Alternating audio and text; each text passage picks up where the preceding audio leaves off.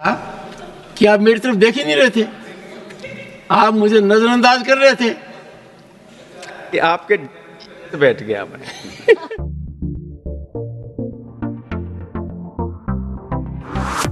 ये जो renewable energy है वो बहुत काम की चीज़ है, क्योंकि कभी कभी बिजली का ग्रिड फेल हो जाता है।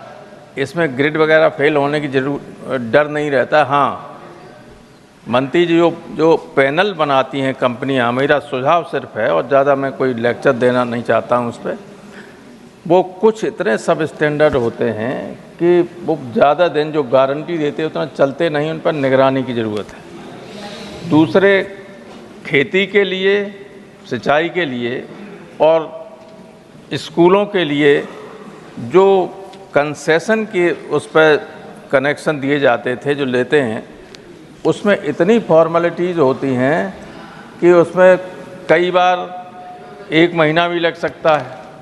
अगर किसी किसान को ज़रूरत है, बिजली नहीं आ रही है और किसी वजह से या नहर का पानी नहीं पहुंच रहा है, वो लगवाना चाहता है, तो फिर उसे प्राइवेट लोगों से लगाना पड़ता है। ये मेरा अपना अनुभव है। मेरी गेहूं की फसल सूख रही थी, बिजली आ नहीं रही थी, तो मैंने कहा सोलर से लगा लूँ तो ये संकट ख़त्म हो जाएगा। तो उन्होंने कहा कि ये कंसेशन पर जो है उसमें 1 महीना लगेगा, तब तक तो हमारी फसल सूख जाएगी। तो जिस प्राइवेट लगवाया तो एक कंसेशन 3 लाख रुपया लगभग लगा। तो ये जो फॉर्मेलिटीज़ ज़्यादा हैं, कंसेशन दे रहे हैं कि बंद कर दिया? आर.के. सिंह साहब दे रहे थे, अब पता नहीं आप दे रहे हैं कि नहीं दे रहे हैं। तो वो उसकी फॉर्मेलिटी इतना ज़्यादा मत कीजिए कि टाइम बहुत लगे।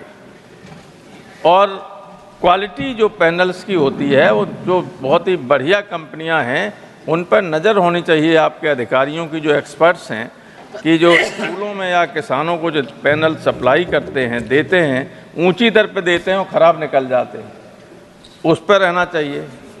और एक बात और मैं माफ़ी के साथ कहना चाहता हूँ कि बहुत अच्छे भाषण कई लोगों ने दिए, उधर से भी इधर से भी, लेकिन उधर से जो आपके लोग मंत्री लिख के दे देते हैं, तो कई बार उसमें इतनी अतिशयोक्ति हो जाती है कि उसको थोड़ा सा कम करें ताकि वो प्रैक्टिकल लगे कि ये जो कह रहे हैं सही कह रहे हैं। बहुत बहुत धन्यवाद।